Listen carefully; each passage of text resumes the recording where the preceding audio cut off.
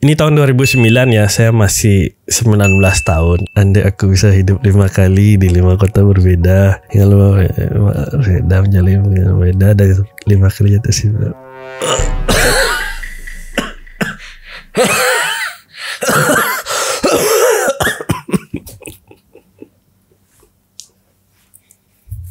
Selamat pagi, selamat siang, selamat sore, selamat malam, kapanpun teman-teman menonton video ini. Kembali lagi bersama Dr. Amerta. Indra Kents bilang terlahir miskin itu privilege.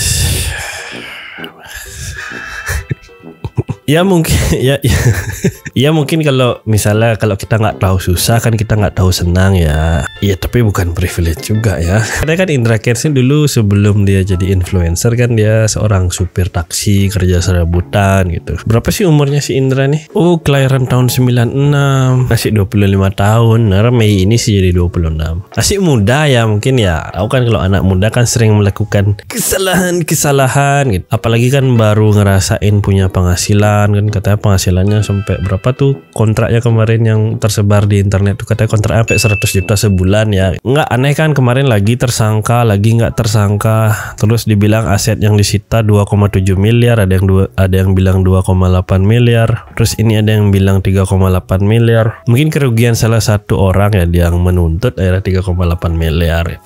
Saya nggak terlalu ngikutin gimana si Indra nih ngejelasin tentang binomo ya, binomo skuy. Saya juga sudah pernah bilang di video sebelumnya kalau binomo itu lebih ke arah judi. Jumlah rekening terkait investasi bodong yang telah dilakukan penghentian sementara oleh PPATK sebanyak 77 rekening yang dimiliki oleh 44 pihak ya, yang berada di 48 penyedia jasa keuangan. Jadi 77 rekening milik 44 orang lah ceritanya di 48 bank yang berbeda. Itu nilainya 28 miliar. Jadi bukan uangnya Indra Kents semua sih yang dibekukan nih, kayak cuma beberapa afiliator lain juga. Kan kita nggak bisa bagi rata kan, 2,28 dibagi 44, nggak seperti itu. Kan proporsinya beda-beda. Tapi kalau dibilang crazy rich dengan uang segitu kayaknya belum ya. Kan ya teori nih ya, teori kalau di Indonesia tuh perlu uang 25 miliar untuk bisa pensiun dengan tenang gitu. Ya tergantung kan kebutuhan setiap orang kan beda-beda. Saya udah pernah jelasin juga cara menghitung berapa banyak uang yang Anda perlukan untuk bisa pensiun dengan tenang gitu. Itu udah mungkin ya masih muda terus baru dapat ngerasain uang sedikit, udah mulai keluar teori-teori aneh sendiri. Topik hari ini kita nggak ngebahas orang, kita nggak ngebahas artis, kita bahas kan gimana waktu kita masih muda gitu loh. Kan biasa kalau kita masih muda kan sering melakukan kesalahan-kesalahan bodoh ya gitu. Siapa lagi sih? Wirda Mansur. Berapa nih umurnya si Wirda nih? Kelahiran 2001, jadi dia masih 20 tahun ya. Ngeluarin Icoin katanya turun sekitar 70%-an. Bapaknya ikut turun tangan. Katanya to the heaven. Padahal kan sempat didengung-dengungkan kalau bukan hanya to the moon ya, katanya to the heaven. Allah ikut tanggung jawab kalau rugi. Dekat sekali dengan Tuhan. Nah ini kan salah satu contoh kan ya, masih muda, nggak ngerti teknologi, katanya belanja di Shopee yang check outin semua pegawainya itu, terus tiba-tiba terjun ke kripto bikin koin gitu. Ya. Iya nggak ada basic fondasinya. Itu sama kayak tiba-tiba mencalonkan diri jadi gubernur misalnya ya, mencalonkan diri jadi gubernur tapi nggak pernah punya catatan politik apapun, nggak pernah jadi wali kota, nggak pernah jadi camat, lurah, terus tiba-tiba gubernur gitu, atau tiba-tiba jadi calon wakil presiden. Ya itu sih namanya kan masih muda, masih ya kadang-kadang terbawa emosi, kadang-kadang nggak memikirkan ke resiko lebih lanjutnya gitu. Karena kan kalau kita beli kripto tuh harus lihat koin itu masing-masing gitu loh. Kita harus gunakan mindset kalau kripto itu bukan pengganti uang. Satu, karena memang mereka kan nggak ada fisiknya, jadi nggak ada underlying aset. Agak susah ya kalau kita mau sebut dia sebagai sebuah komoditas. Komoditas contohnya apa? Seperti minyak misalnya kan, minyak goreng.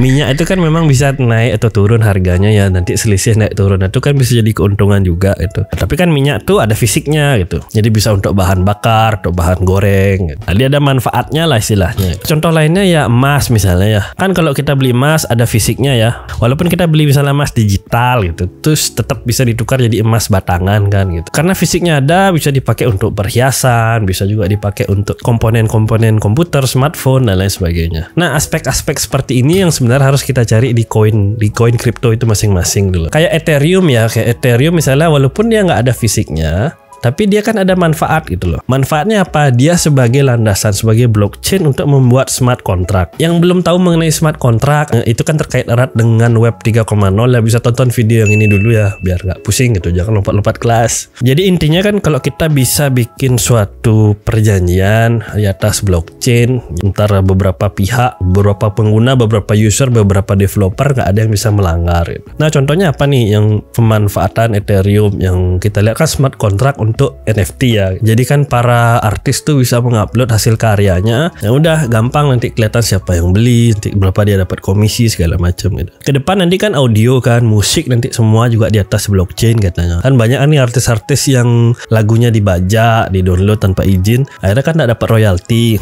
Nanti kalau udah dibuat di atas blockchain ya mau nggak mau ya, kita mau dengerin atau kalau kita mau download lagunya, nanti dapat komisi untuk artisnya itu gitu. Tanya sih ya beberapa negara atau ya di luar ya, udah ada yang perjanjian legal itu sudah dibuat di atas blockchain lah smart contractnya. Ya jadi itu kan manfaatnya ya penggunaannya. Nah sekarang kalau koin atau ASIC token, ada katanya angel token gitu. Kan dia fisik udah nggak ada, udah jelas ya, karena kan dia sama kan kripto gitu. Terus manfaatnya biar bisa ke surga.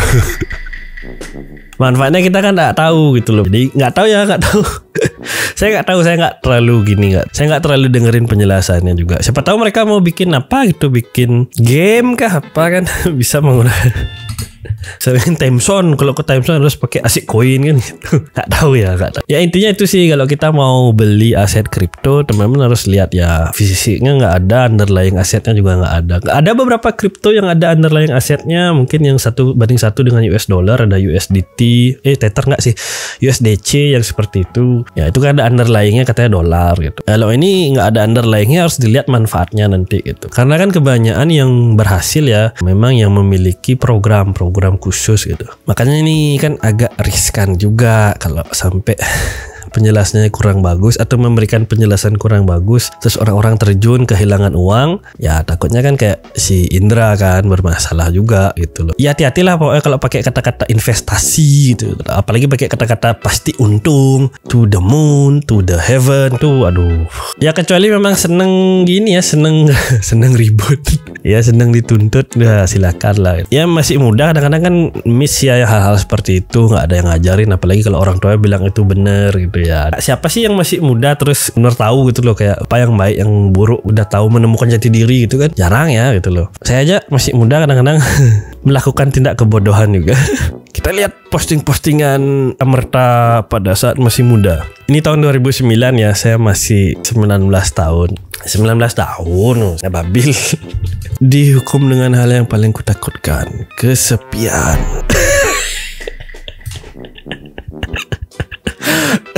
Lagi-lagi tanpa cinta dan semua.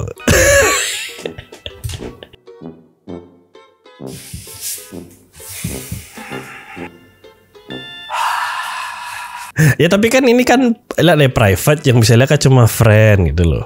Saya bikin akun Facebook tuh baru 2009, jadi masih 19 tahun baru bikin medsos kan gitu. Ya sebelum Facebook kan ada yang namanya Friendster ya, yang bisa ngeliat status kita kan cuma friend juga kan, teman gitu. Jadi pada intinya saya juga bodoh dulu waktu muda. Semua orang juga pernah gejolak hormon. Tapi dulu bedanya mungkin kalau orang-orang dulu kan kebodohannya tidak terekspos kan. Kan belum ada platform media sosial, tidak terekspos. Ya kalaupun bisa bikin status kan paling yang bisa lihat kan cuma teman segala macam. Jadi kalau kebodohannya tersembunyi ya, terselubung. Ada yang sampai nih kan, pemuda bucin jual genteng rumah demi modal pacaran. Ada laporin ke polisi sama ibunya sendiri. Aduh,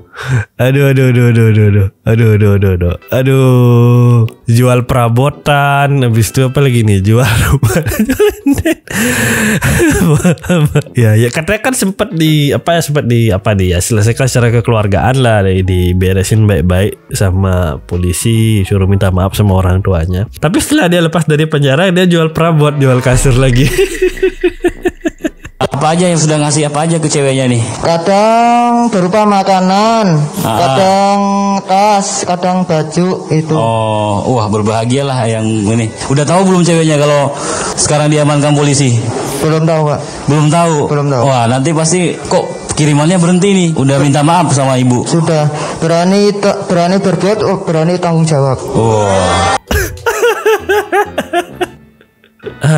Sekolah dulu ya, sekolah yang bagus ya, sekolah yang bagus, belajar. Kita kan harus belajar dari kesalahan-kesalahan di masa lalu. Misalnya ya, apa ya, mungkin kalau saya bisa ngasih nasihat ke diri saya di masa lalu gitu. Yang pertama ya belajar investasi dengan baik gitu. Jadi kita investasi di tempat-tempat yang aman, yang bagus gitu. Saya lihat sih anak-anak muda sekarang kan udah belajar saham, udah start lebih awal lah. Ada yang umur 24 tahun, ada yang belum punya KTP terus dia belajar saham dengan menggunakan KTP orang tuanya. Itu kan dukungan dan support dari orang tuanya bagus banget. Kalau saya dulu kan nggak tahu saham, nggak tahu bibit, mungkin belum ada waktu saya itu.